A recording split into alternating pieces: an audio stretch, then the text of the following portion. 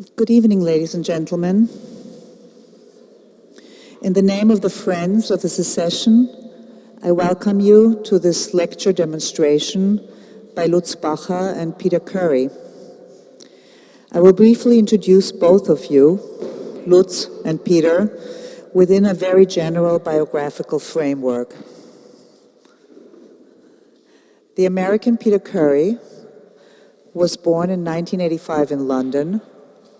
He graduated Columbia University with a BA in art history. He had his first job at Polo Cooper, New York, and quickly moved on as director of the Sphere Semler Gallery in Beirut, where he lived for 2 years. He began working with Lutz Bacher in 2011 in the context of his and Alex Zachary's New York gallery. Since 2013, he is director at Galerie Buchholz in Berlin. Lutz Bacher is a pseudonym. Her presence here tonight gives away the fact that the name Lutz apparently is used to name a woman. Lutz Bacher is an American artist. She used to live in Berkeley and presently lives and works in New York. She has had an almost 4-decade-long career in which she has definitely migrated from being an artist with cult status to one who is internationally acclaimed. Her career began with 3 landmark exhibitions at the gallery of the legendary Pat Hearn, titled Playboys, Do You Love Me, and Men at War. She continued with institutional solo exhibitions at the Contemporary Art Museum St. Louis in 2008, MoMA PS1 and Kunstverein Munich, both in 2009. In 2013, she mounted 3 related institutional shows at the Porticus in Frankfurt, at the ICA in London, and at the Kunsthalle Zurich. In 2014, she showed at the National Gallery of Denmark in Copenhagen and the Aspen Art Museum. She participated in last year's edition of Greater New York at PS1 and in the inaugural exhibition America is Hard to See of the New Whitney Museum. I left out a lot, I'm sure, but I think that I made a point that the work of Lutz Bacher, as enigmatic as it may seem, and as difficult it is to categorize, is no longer a secret. This exhibition, which we are opening in this room and the Beethoven Frieze tonight, has the title More Than This. The wonderful artist book designed by her and published by the Secession, titled The Gift, is an integral part of the exhibition.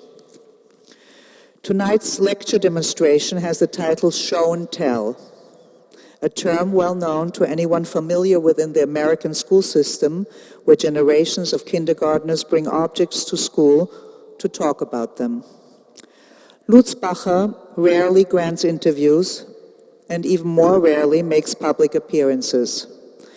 I know how reluctant you were and are to do this lecture performance. You, however, so generously accepted our invitation to do so together with Peter Currie, and we thank you both for it.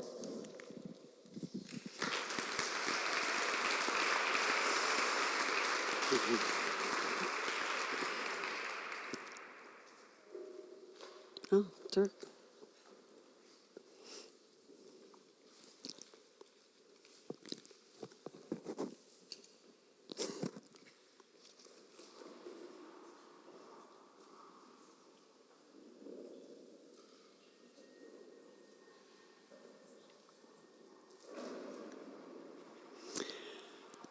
My first talk was in kindergarten.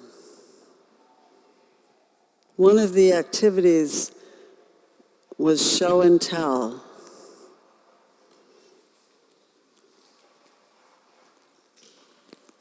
You were to show something and tell about it.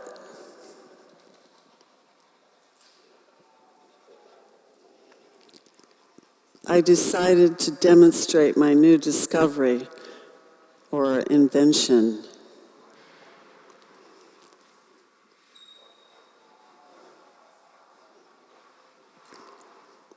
This was a method for cleaning dirt from under your fingernails.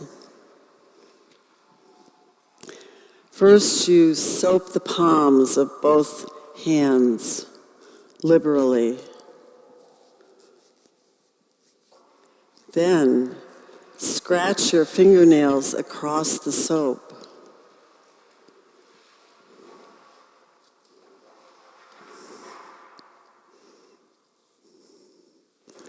And magically, the dirt disappears.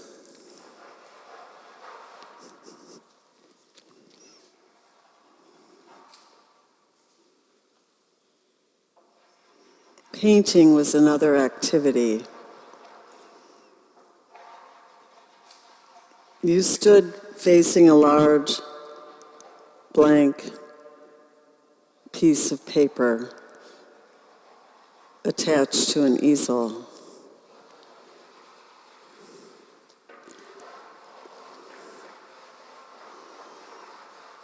I couldn't think of what to paint.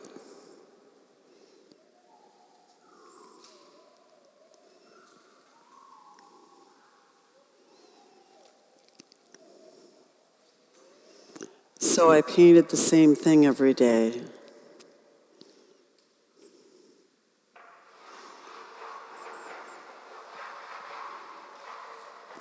From this, I decided I couldn't be an artist.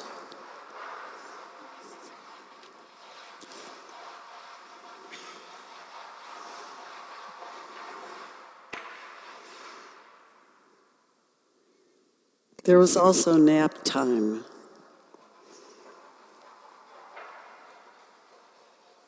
Put your head on the table and be quiet.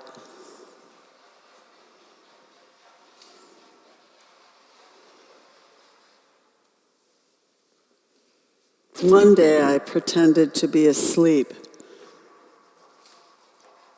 when the teacher told us to get up.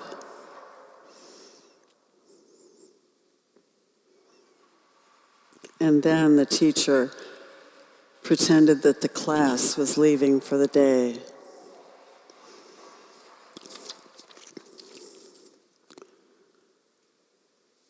The teacher was Miss Love.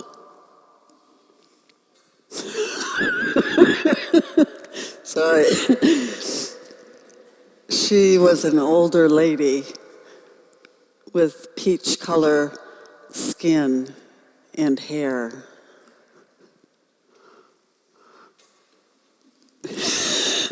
When she left the room, the boys ran back and forth on the long tables. I liked that a lot.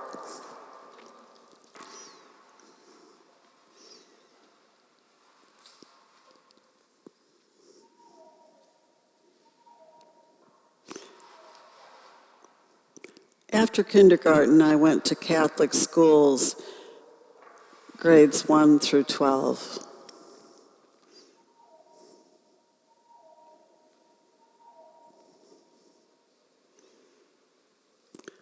The first day of first grade, I walked to school with my older brother.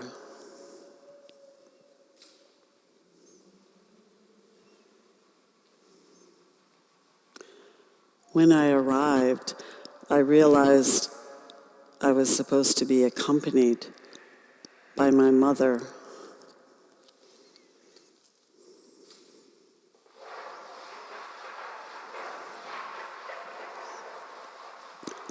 I could already read. For some reason, I was sent to read aloud for the principal.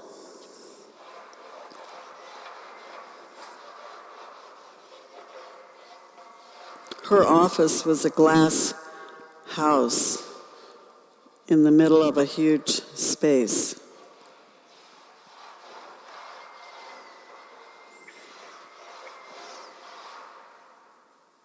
Her face was like old, worn, wrinkled leather.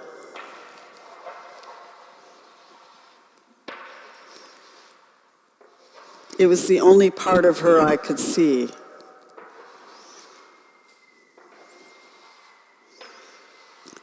She had that white box, nun, headgear, and the round, white bib.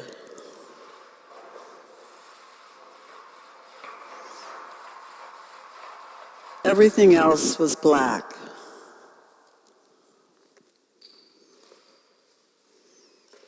I sat in front of her desk and tried to read. It didn't go so well.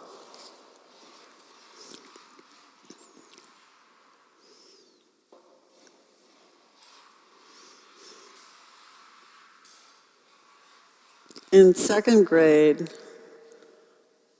I was sent to paint a giant backdrop for the school carnival.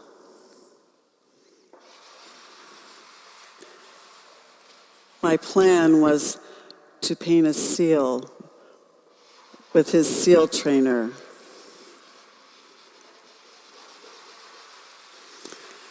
The trainer was like a drum major with a tall fur hat, a red jacket, white pants, and black boots. The trainer was holding a long, curling whip.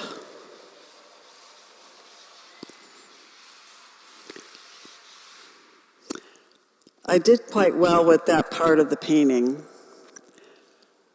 but had trouble with the seal because of the shape.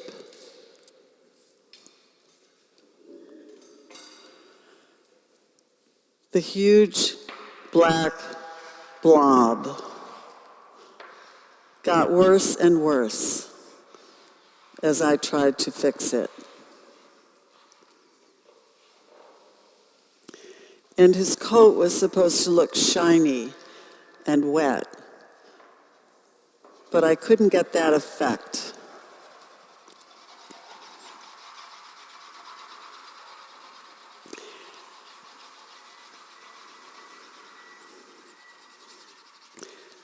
There were frequent road trips with my family all over the US and Canada. My father was a baseball player.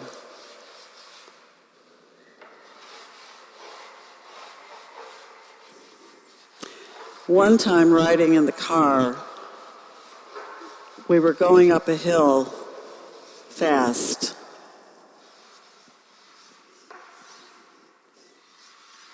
I wondered about the road, if it continued.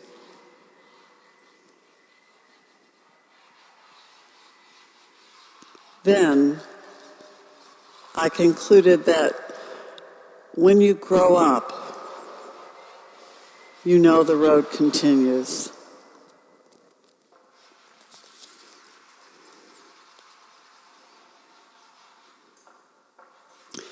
Eventually there was 8th grade. Religion was a part of the curriculum. There were questions and answers to memorize. I was never very good at memorization. But then I realized, weren't you supposed to figure out what you believe for yourself?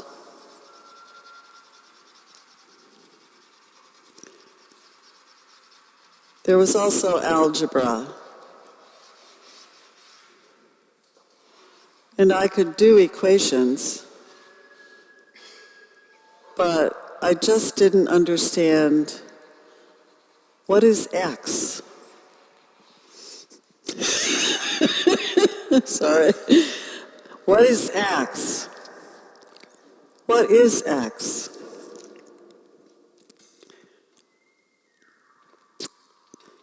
I told my mother and she told the teacher.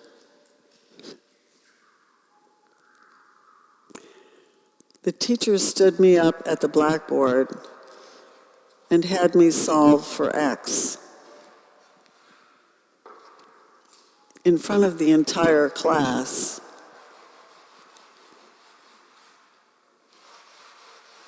Then she said, "Now, do you understand?"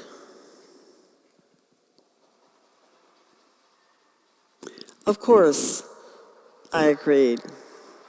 I understand, so that I could sit down.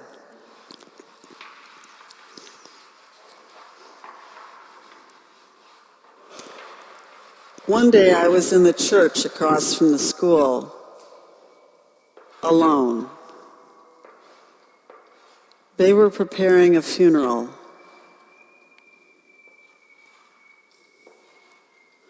All of a sudden, the organ was playing the hymn for the dead, really, really loud. And the organist was singing along, the Latin, Dies irae, Dies illa.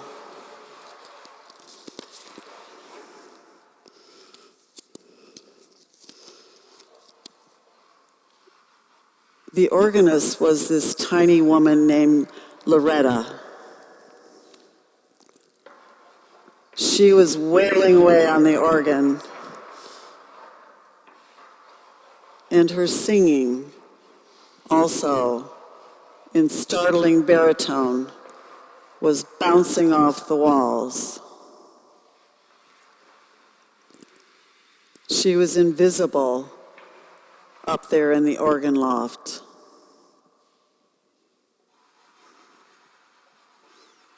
But then she walked down the aisle so that I could see her.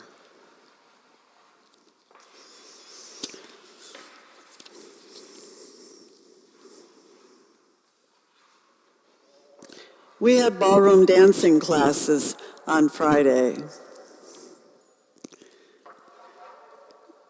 We learned to waltz, foxtrot, rumba, mambo, tango, and jitterbug.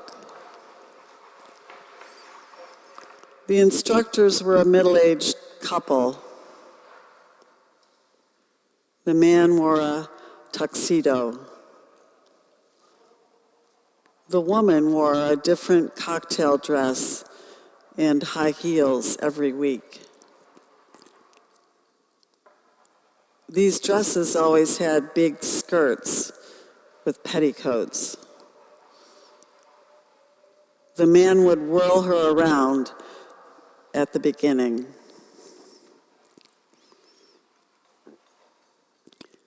They organized a winter and spring formal. My last spring formal,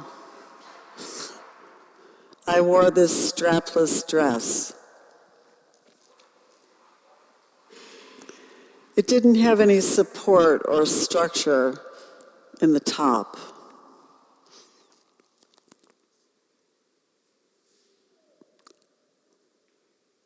As I was dancing with one of the boys from kindergarten, my top would fall down. He would turn around while I pulled my dress up. Then we would continue dancing.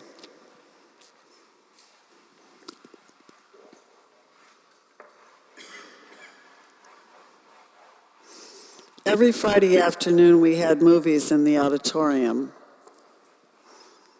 They were always old movies from Arthur Rank Production, UK. Black and white movies. The two movies I remember are Heidi and The Man with No Face. which was actually H.G. Wells' The Invisible Man. We never finished these movies. Most of the time, the projector would break down. The moving image would sputter and stop, while the sound would fade away.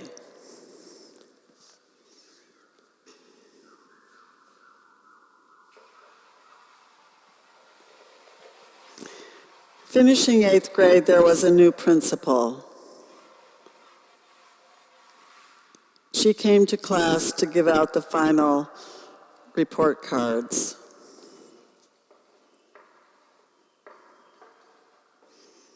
The whole time I was making faces at her.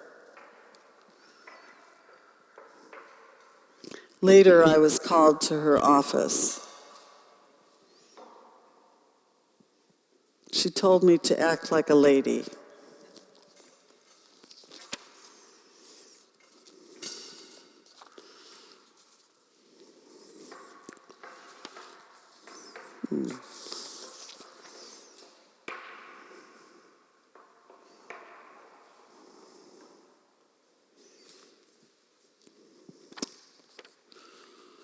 In high school, we had to give an oral book report in front of the English class. The book I chose was a biography of Groucho Marx. I hadn't really prepared anything to say. I just kept saying, this book is so funny. And, and then I couldn't stop laughing because one of the girls in the class was making faces at me. She could move her eyes up and down independently in different directions. I don't know. One time at lunch, I went to the wrong restroom and was taken to the principal's office. I started to say something about how there should be a girls' room available. My defense began with, I think. I was interrupted and told, don't think.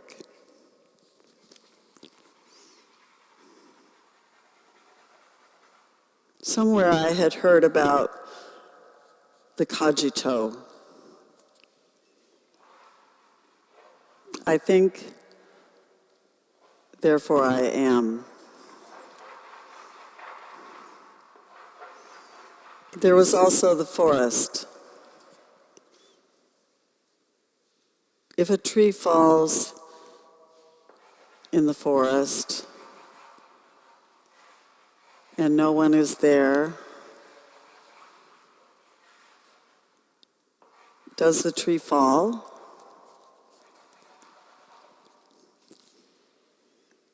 Thank you for your attention.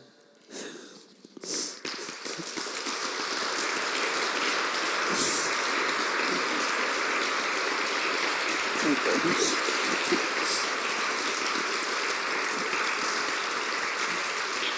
How did you do? Good. Thank you, Jeanette.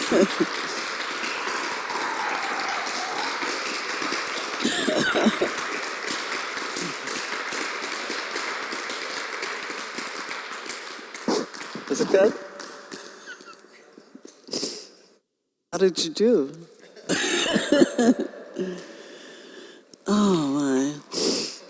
Okay.